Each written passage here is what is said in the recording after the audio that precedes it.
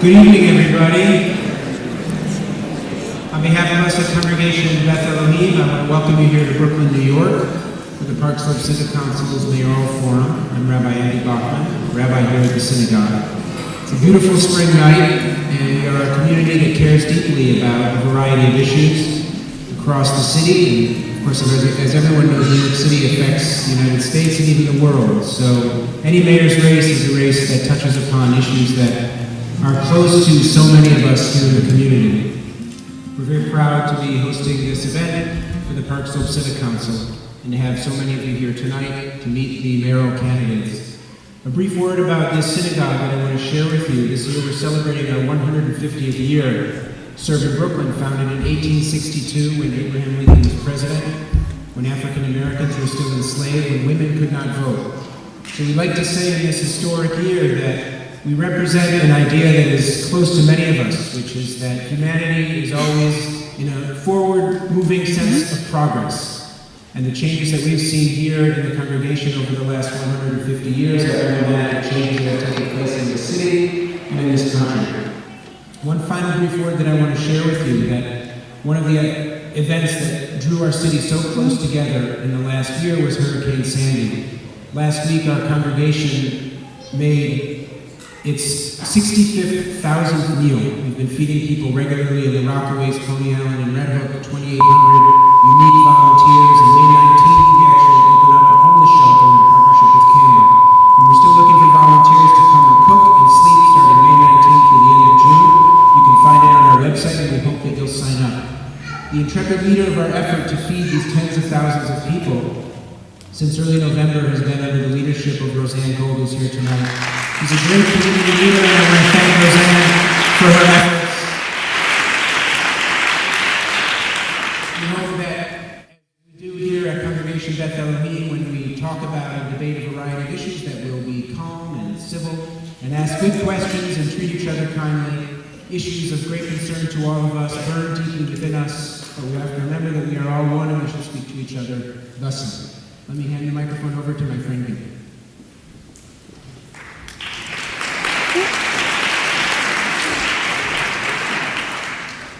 Thanks, and welcome to all of you. Hello, my name is Gileona. I am the Vice President of the Park Slope Civic Council and Chair of the Mayoral Forum 2013 Committee. I welcome you tonight on behalf of all our co-sponsoring organizations. Thank you for joining us, and thank you to Congregation Beth Elohim, Rabbi Andy Bachman, and his wonderful colleagues for so graciously hosting us. New York, which so many of us love, is a tough city, and it continues to face major challenges. Whether due to increasing population, the ups and downs of the national and global economy, natural or man-made disasters, New York City, and for us here tonight, Brooklyn, the most populous and second most diverse borough, will require a tough, thoughtful, and inspiring new mayor to lead us in facing whatever comes our way. We've invited the candidates here tonight to share their vision for the future of Brooklyn, where so many of us live, study, and work. Being New York City's mayor can be an all-consuming, often thankless task, and I admire the tenacity and dedication of the people who are willing to undertake it.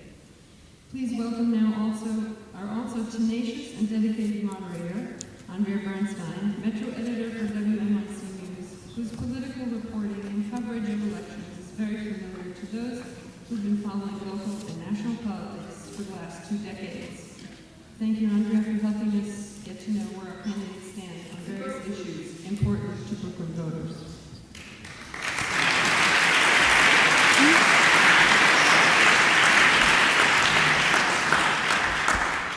Thanks, Gilly. Thanks to everyone who came tonight. Can you hear me?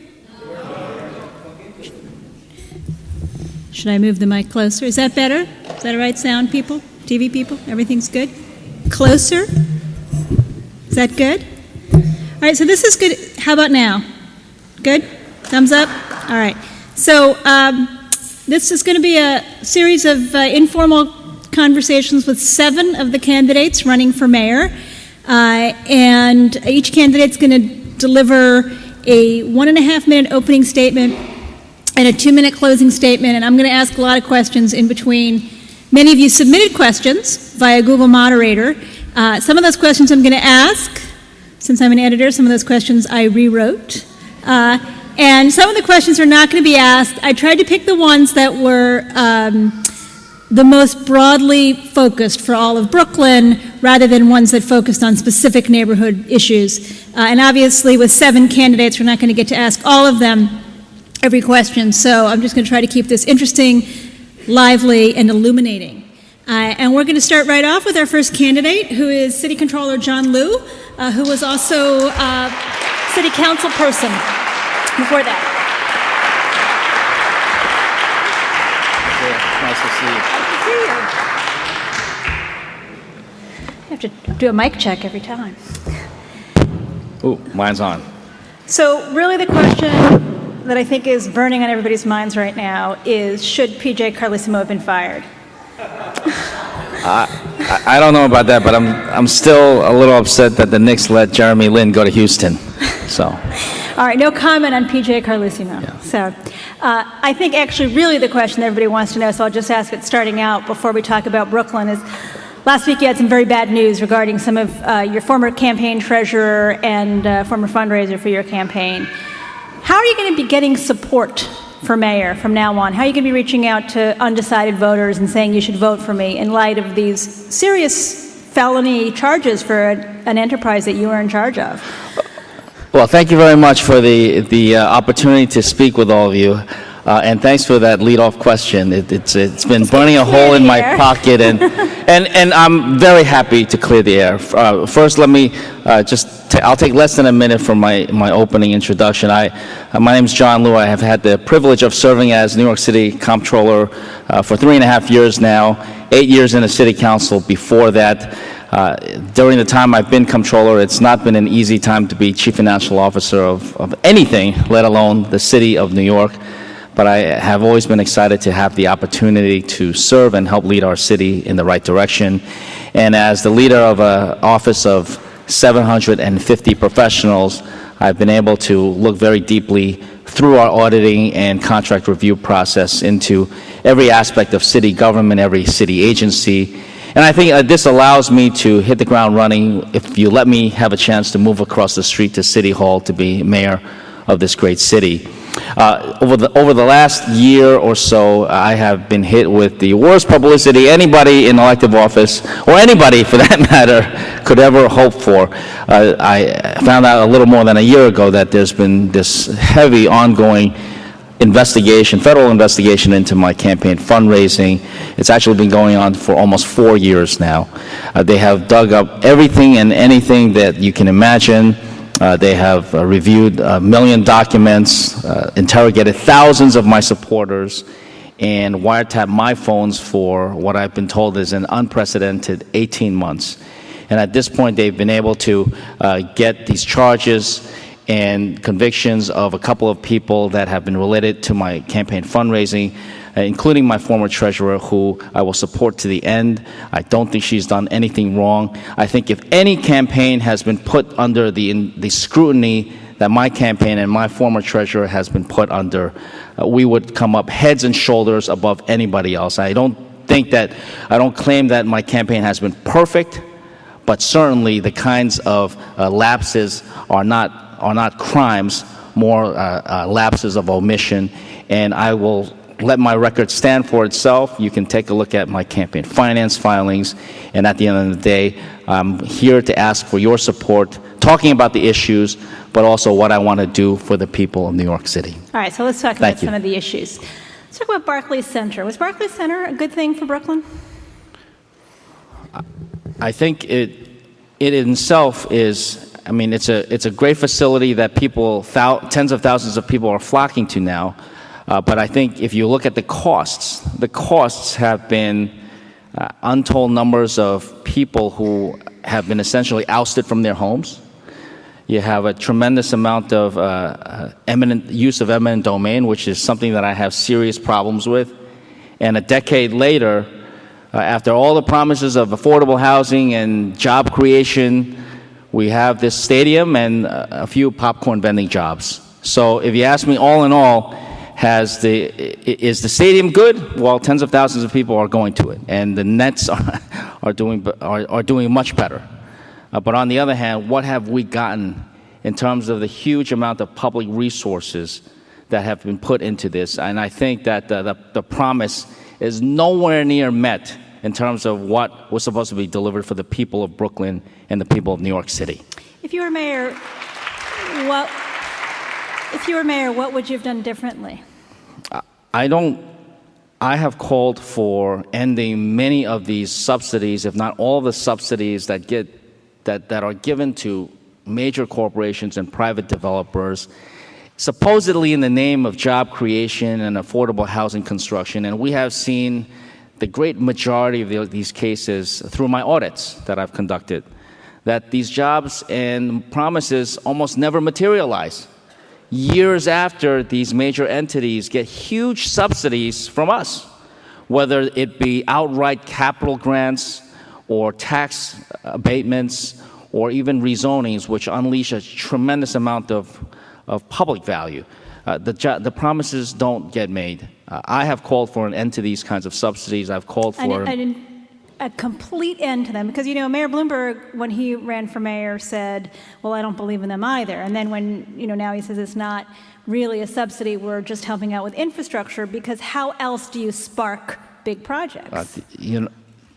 The reality is that most development in this city is done as of right. And there are still people investing plenty of money in this city. You see construction going up in many parts of the city. In my hometown of Flushing, don't hold it against me that I'm from Queens here. Although I heard that Brooklyn was the second most diverse. I'm trying to figure out which you meant was the first. But Brooklyn is the biggest, so Okay. In my hometown of Flushing, there's huge amounts of activity and development. And that's taking place without public subsidies. The reality is that most jobs in New York City are created without subsidies. Most development takes place without subsidies. So why would we be giving huge amounts of taxpayers' money to these private developments, getting very little in return, and allowing the mayor, who was opposed to these kinds of subsidies in the first place, to now say that, oh, well, we need it in order to develop New York City. In fact, I think most of these subsidies have been direct giveaways to majorly connected developers with very little benefit inuring to the taxpayer. So would you be happier if Barclays Center had never been built? I would have been happier if they were able to build a center and attract the nets here without expropriating hundreds of millions of dollars of direct subsidies from the city, the state, and the MTA, kicking out how many families out of their homes, making these promises of job creations and having no jobs or very little real jobs that are available to Brooklyn residents today.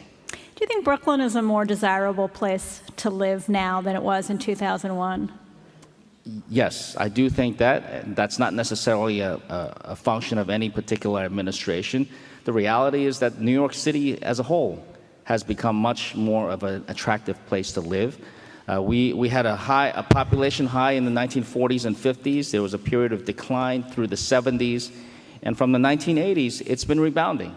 It's been rebounding to the point where our population has been growing at a clip of about 500,000 people per decade. And it speaks to the overall attraction of what New York City as a whole is. Brooklyn itself has experienced significant population increases, as have most of the other boroughs. And this trend is projected to grow for another 20 years to the point where 500,000 people per decade means another projected million people increase in our city's population. What we need to do is... Do you credit Mayor Bloomberg with doing anything to make Brooklyn or New York City a better place? I think that he has done... And if so, be specific. Sure. I think he has done some things in terms of improving some quality of life in the city of New York. But I think for the most part, it's been overkill on a lot of fronts. I'll give you a couple of examples. In what areas do you like? Not the overkill. We know you don't like the mayor too much, or you don't have too many good things to say. I've got nothing personal against Mike Bloomberg. I haven't heard too much phrase trip off your lips of Michael Bloomberg. But tell us some things of his that you like and that if it's mayor you might do. I think he's done a great job with the smoking ban. I think the secondhand smoke certainly affects not only the smoker, but everybody else around them. And it certainly includes kids who are subject to secondhand smoke involuntarily, more so than anybody else. So I supported him in that. But I think in recent years it's become too much of a nanny state where, the arbitrary limits on the soda vending, where small stores and bodegas are no longer able to sell large-sized sodas under his plan before a judge stopped it. Meanwhile, you've got chain stores like 7-Eleven still being able to sell it. It was just very arbitrary. There are other things. Their argument is that they should be able to do what they can and that they don't regulate 7-Elevens, but in the areas they do regulate, they should be able to limit them because there's not only an individual health cost, but also a public health cost. But at some point, as a city, we have to recognize what we can do and what we cannot do. And when a city rule affects establishments on such a limited basis, it becomes rather arbitrary and capricious. So we have to be careful about what we as a city can and should be doing. That's something that I think the mayor has done a great job in terms of some of the health policies, the commercials that are out there. I love them. I mean, I find them totally disgusting, which is why I love them. I think it really gets people to think twice before they start smoking, and I think it has an effect on the young people as well. On the issues that I don't think he has done a great job in, I think in his first term he did well with our public schools. I think he introduced a measure of accountability that had long been missing from our public schools. But in more late and ensuing years, it's just gone too far off the deep end. Our schools now are treated like business divisions reporting up to a DOE corporation. And I don't think that's the kind of model that we should be educating 1 million+ school kids on a regular basis. My son is a 7th grader in public school. He's always been in public school. And in fact, my wife and I are proud products of New York City public schools, kindergarten through 12th grade. And my son has spent large parts of his year getting ready for tests. We should be teaching our kids, not testing our kids all the time. So that's something that is, as you know, it's a state regulation, the testing. How, as mayor, would you roll back the implications of that? The state standardized tests are a requirement. But what do you do with those results? That's totally different. What this administration has done with those test results is not required by law. I mean, for a while, monetary bonuses were being given out based on the results of these tests. And nowadays, they still use test scores as a major basis for closing entire schools down.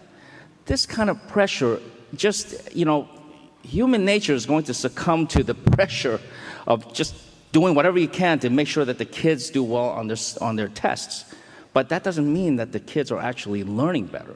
So we've got to restore a sense of learning environment in each and every one of our schools. Right, we have to wrap up, but I just want to ask you a couple of issues. I know when you're in the city council, you were head of the transportation committee.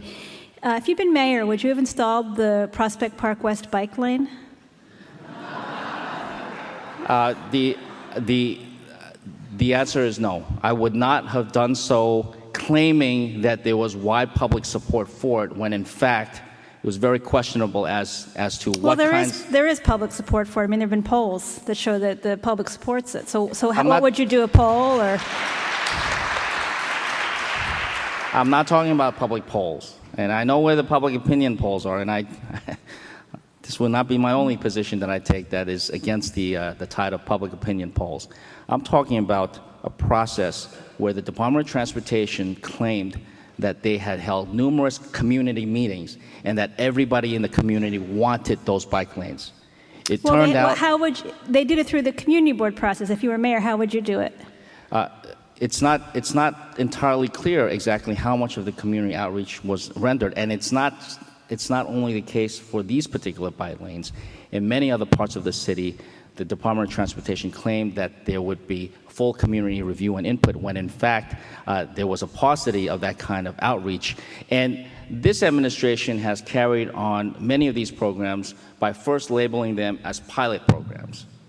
And pilot programs, using that label to circumvent requirements under local law for community review and input.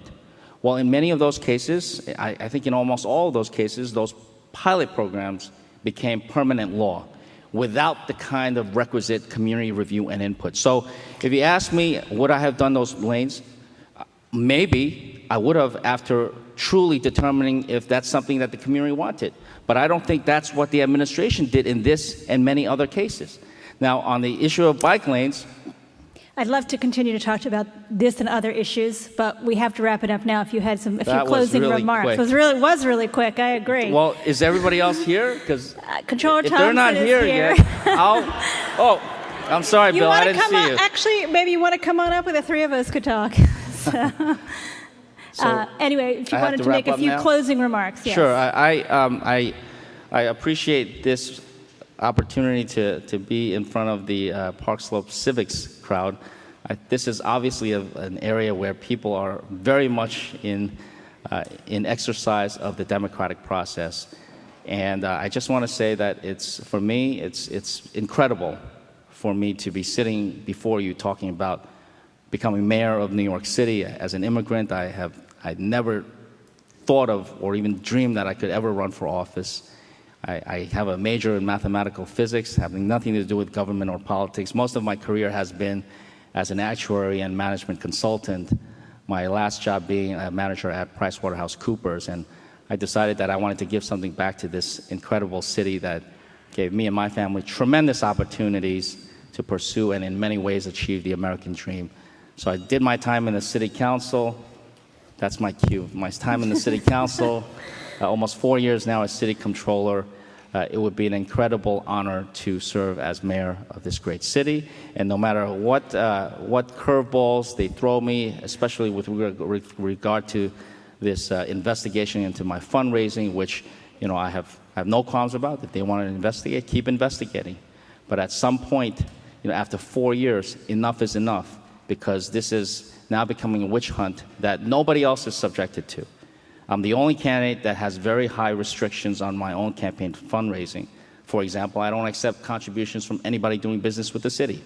I'm the first comptroller in history that does not accept contributions from Wall Street, even though, because there's potential to want to touch our pension funds. And I'm also the only person who has this investigation. I'm proud of my fundraising. I'm proud of the campaign that's been conducted on my behalf, and we're proceeding full steam ahead into the September primaries and the November general elections. Thanks very much for your participation, and thanks for keeping me on track.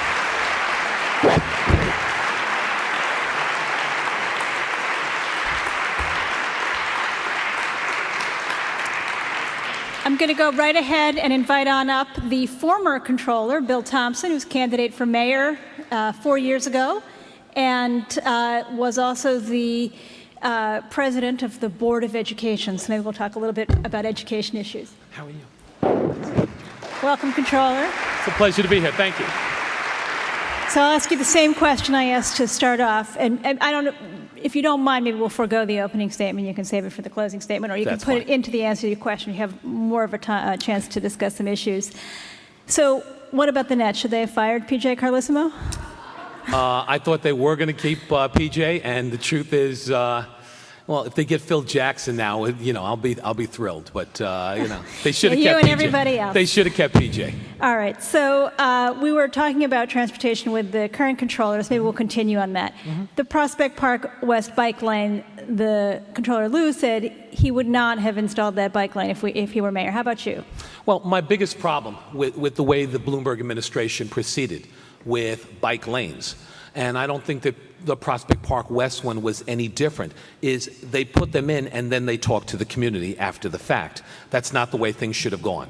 And if you look the community board voted for it, so how should it have happened? If you were mayor, what specifically would you do? If you look at most of the bike lanes across the city of New York, they were done first, and then they talked to the community board after the fact. There are some community boards in the city of New York who want more bike lanes. Some communities who want more bike lanes. I think that you need to create an inclusive process that talks to the community board, that talks to the merchants also. There's some bike lanes I've seen across the city of New York that make no sense. And others, if you talk to people on the Upper East Side and other places, they want more bike lanes. So I just think it needs to be done collaboratively. You need to take into account the wishes of the community and the wishes of the merchants also. Mayor Bloomberg, some other mayors across the country, Mayor Emanuel, both recent mayors of Washington, D.C., mayor of Los Angeles, have all made installing more bike lanes a big priority, and they see it as a way to promote more sustainable transportation. Is that a goal you share? I think that if Are you in favor of more bike lanes? Well, I think if you look at it's a question of, do communities want more bike lanes? I'm not going to impose them. If you look at the Why not impose them? If you're mayor, should you impose something because you think it's good for the city? And is that not? Some people think that's leadership. I think that, in fact, it is great to move forward in leadership, but leadership that doesn't listen to the people that you represent isn't real leadership necessarily. I applaud the mayor for some of the things that he has done. You know, if you look at things that weren't popular, the smoking ban, trans fats, others, that's leadership. But when you look at bike lanes, when you look at, an education system where you don't talk to parents, when you look at buildings that continue to go up in construction that doesn't discuss with communities what makes sense, that's not leadership. That is imposing things upon the people that you represent. You were controller of the city when the Barclays Center deal was put together. What do you think of that deal?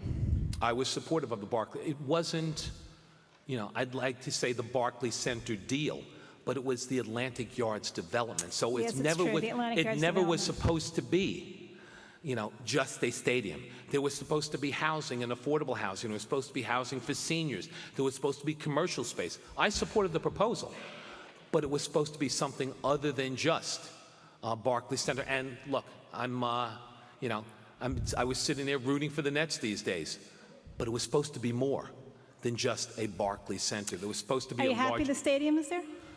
I think the stadium has worked. I think that, it is in a lot of ways, and at some points has become more popular as it's there, but I think that the rest of where were the jobs that were promised? Where's the housing and the affordable housing that was promised? That was all part of it. Where are it was supposed to be about jobs. It was supposed to be about a number of different things. If you were elected mayor, what would you do would you penalize the developer? I think that if you enter in two things. I think that if you enter into an agreement with the city of New York and you don't live up to it, then you owe us money. Then there are penalties that should be brought against you. It's as simple as that. But also, the way that development is done, it's... So if you were mayor, is that something you would push? Penalties from Ratner for not bringing those penalties things? against anyone who fails to live up to their agreement with the city of New York. But also, it's the way we do development. I had the opportunity to chair the board at the Battery Park City Authority. Battery Park City has been a community that's grown. It's been very well planned over a period of decades. You didn't give one developer the whole project. You broke it up and you picked multiple developers over a period of time. You built in good times and bad times. You did things that were economically, that made sense in good and bad times, but you also did things, that's probably one of the greenest communities in the city of New York. So I think that looking and not saying it's something I favored even before I chaired the board over at Battery Park City. Stage development done with multiple developers over a period of time. I think that makes more sense. If you were elected mayor, as you know, this neighborhood housing prices have doubled probably in the last 12 years. If you were elected mayor, what would you do right away to make people's rents cheaper? I think some of the things, and by the way, this isn't, I happen to know this neighborhood well. I had lived on Carroll Street for a couple of years, owned a home, lived on 6th Avenue between Lincoln and St. John's at one point, and owned a home on Prospect between Vanderbilt and Carlton. So I know the neighborhood well. I think that the one thing that the city of New York can do instantly, and it may not be to drive rents down, but it's to try and stabilize things and stop pushing them up. The policies that the city of New York has been employing, whether it is assessments that continue to go up, in good times and bad times. If you look at 2008, 2009, assessments on properties went up. Valuation didn't go up. If you look at water rates that have gone up in double digits, whether you own or rent, you're winding up paying all these additional amounts. The city of New York works against its people in so many different ways. You talk about affordability. Those are things that you can stop doing, these backdoor taxes. Those are ways to be able to not reduce rents, but to be able to start stabilizing. But city taxes are much lower than they are, say, in the surrounding suburbs. You think they're too low? I think that what you're seeing, I think that the one thing that you don't see, it's honesty and openness and transparency. So if assessments go up and continue to be artificially manipulated, that's not real. That hasn't happened to be the right. So we're all for transparency, but what about in the absolute? I mean, do you think that the way that the tax rates are is a fair setting? Should they not be raised? Should they be lowered? You know, it's compared to the suburbs. There are different situations in the suburbs. You don't have the same city tax. They have a property tax. There's a number of different things. So it's never an apples to apples comparison. You know, my sister lives in New Jersey. And it broke my heart when she moved out of Brooklyn Heights and went there. However, her property taxes are huge. At the same point, you look at the income tax she pays, at the sales tax she pays, it's different than we pay in the city of New York. It's a balance. So it isn't because our taxes are lower and our property taxes are lower, being lack of honesty with the people of the city in artificially manipulating those prices doesn't make it right. The EPA has a plan to clean up the Gowanus Canal. There's lots of people some people that are concerned that the cleanup will itself reduce the quality of life. Have you studied the cleanup plan? What do you think of it? Taking a look at some of it and have conversations with Congresswoman Velasquez and people like who I've been, you know, I had the chance to work on the Flushing Tunnel back in the late 70s and early 80s with people like Buddy Scotto. So it is, I think, cleaning up the Gowanus Canal still needs to be a priority. It is a great, I mean, I think what happens around it and the development that happens around it needs to be part of a balanced approach that we work along with community residents on. But I think in the long run, cleaning the Gowanus Canal has to continue to be a priority. Let's talk about education for a minute. A lot of people have just been through the process of selecting high schools and are still in the process of selecting middle schools. Is that a process you would reform as mayor? I think that the process and the lack of, let me back up for a second. For those of you who don't know, yes, I'm the former controller of the City of New York, but I'm also the former president of the New York City Board of Education for 5 years. I think that so many of the things that are happening under mayoral control, and I continue to support mayoral control in the education system, but I think they're wrong. I think if you look at high schools, I think if you look at the process that pushes children, you know, holds them off to the last minute, doesn't let them know where they're going. I think the processes that have been employed aren't transparent, people don't understand, and really aren't fair in a lot of ways. So I think it is important. I think it's, well, the first thing you have to do, and it's not just in a high school system, but it's also to return value to community schools. That hasn't happened in a long time. You know, I heard John talking about testing, and we had, you know, that came up for a second. But I think if you look at what's occurred, this excessive focus on standardized testing has robbed the school system of so many different things. And that's one of the things you have to look at first. The excessive closings of schools across the city of New York, that's not an educational policy. Closings of schools isn't something that you should lead with. It's a last resort. You should be working to turn schools around. We should be bringing things back to a public school system instead of test prep, like art and music education, like physical education. So many things to create well-rounded students. Those are things we should be bringing back to a public school system. So I think that it is starting with that. It is looking at our junior high schools, our intermediate schools, and our elementary schools, and in a community basis, and restoring value to those, making sure it is about comprehension and critical thinking, not memorization.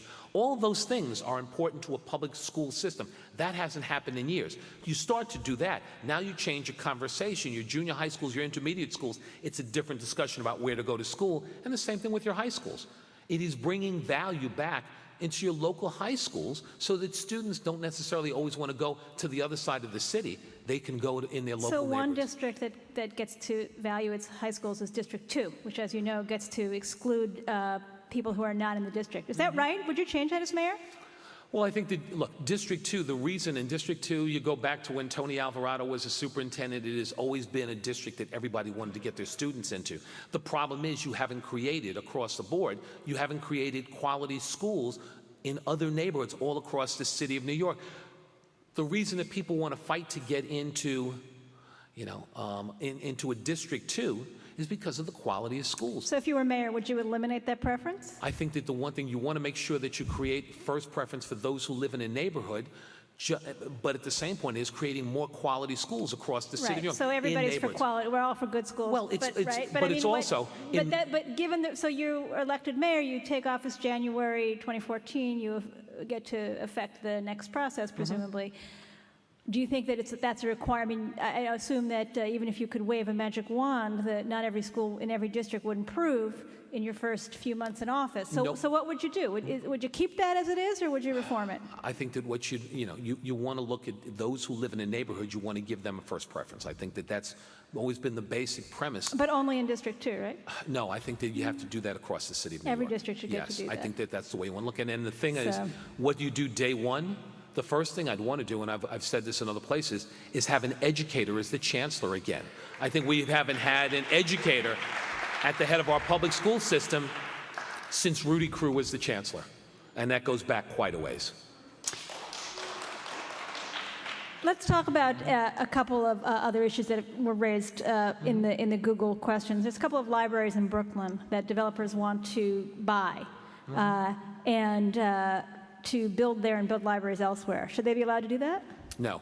If you look at the legal library in downtown Brooklyn, where they've been told, go to the main library, and that's where you'll be right now, I think it's outrageous.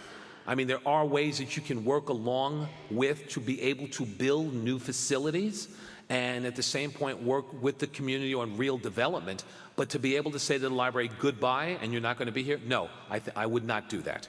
There was a rezoning in this area about 10 years ago where there was no inclusionary zoning. Was that a mistake? Yes, it was. I think that we need to look at mandatory inclusionary zoning in the city of New York. Should the city be looking at other things, for example, mandatory construction of schools in rezonings? Well, the one thing that I've talked about over the years is something called smart growth. So as schools, infrastructure, transportation, as you look to build, you've got to make sure that the services are there for people. And we've seen all too often across the city where things are built, there's no stores, there's no transportation. It's not a whole community. So I think that needs to be part of the discussion. Also, one other thing, and you talk about inclusionary zoning, an opportunity, if you've looked at the proposals in the New York City Housing Authority that have been put forward to sell or lease land basically for 99 years and build luxury housing on that, I've opposed that also. That's an opportunity to be able to build, not luxury housing. We need affordable housing in the city of New York. It's an opportunity to build middle and moderate income housing. That is our greatest need. We control the land. We can drive costs down. We control the taxes. We can control construction costs in a lot of ways. It's a great opportunity to build more affordable. How do you stabilize the financing, though? That's what the city's arguing, right? It's needed to stabilize the financing. But moderate and middle income housing throw off revenue also. So to make believe that that's the only way that you can do this in either 80-20 or you really pushing the envelope, something like 70-30, doesn't look at the real possibilities of middle-income housing in the city of New York. Go back and look at a Mitchell-Lama program in the late 50s and 60s. You created, you build communities. It's an opportunity to be able to build affordable housing in the city of New York. That needs to be the driving factor when we look at housing affordability these days. What do you think is Brooklyn's biggest transportation need? And as mayor, how would you try to achieve that? I think Brooklyn's greatest transportation need, twofold. I think that maintenance and upgrade of the subways that we have right now, as well as in other parts of Brooklyn. You look in southern parts of Brooklyn and at the other side of Brooklyn, the opportunity to have express and select buses, we need to have a lot more of that to be able to get people out of their cars. How would I finance it? Just to be able to say it doesn't make it so, but there are two ideas. One is looking at the old commuter tax. Now, we will never get it back for the city of New York again, but transportation is regional. It benefits those in Long Island and Westchester and New Jersey and Connecticut. The old commuter tax focused and taking the money, putting it entirely in the mass transit would generate at least $700 million a year. And if we did a weight-based registration fee, based on the weight of vehicles. You have a heavy, less fuel-efficient SUV, it costs you more to register. Lighter, more fuel-efficient vehicle costs you less. Those 12 counties that are covered by the MTA, if you took the revenue from that and put that into mass transit, that's another $1 billion. $1.7 billion focused on upgrade, focused on improvements in the system, focused on modernizing stations and tracks and signals and so many others. focused on bringing it to a state of good repair, makes New York City's transportation system a very different one. All right, so I can't resist ending where we started. So if you're going to have select bus service, should you have more bus lanes? And should you seek community input on where they should go, or should you just decide? That's leadership, I think. I think there you want to make sure that you can get people to work faster and easier. So you would say, okay, I'm going to take this street, I'm turning over this lane to buses, and that doesn't bother you. At that point, you're looking at major, large streets like Flatbush Avenue and some others. There it makes a lot of sense. Nostrand Avenue in some instances be able to look to do express buses in different areas. Some of the larger streets, that makes sense. And yes, we should involve the community in the discussion, but it is leadership in saying we need to do this. All right. I promised you a closing statement and give you an opening statement. So Controller Thompson, if there's something you want to say. Well, look, I've had the opportunity in so many ways to serve the people of this city throughout my lifetime. I was born in Brooklyn. I've gone to our public schools here in New York City, graduate of Midwood High School. I've had the chance to serve the people of the city in so many different ways. Deputy Borough President in Brooklyn, Special Assistant Chief of Staff to United States Congressman in Brooklyn, Brooklyn member of the New York City Board of Education, President of the New York City Board for 5 years, as well as Controller of the City of New York for 8 years. I believe that this year, 2013, is New York City at a crossroads. Issues that face us, education, making sure that New York stays a safe big city. Job creation, and where are the jobs going to come in? Are we going to be able to have our children fill those jobs? Housing, are we going to build more affordable housing? All of those things look to the future of New York City. I think it is time that we had a mayor who represented all the people of the city of New York, all 5 boroughs, who stood up and fought for us, but also realized it's the policies and the direction that we go in that will determine what this city looks like. Are we going to be a city of the rich or poor, or are we going to be a city with income diversity? I want to be that mayor. I want to be the mayor who stands up and represents all New Yorkers in all 5 boroughs. With your help, I can be that mayor. So it's a pleasure being here. Thank you all so much. Thank you very much. Thanks, Andrea. Good seeing you.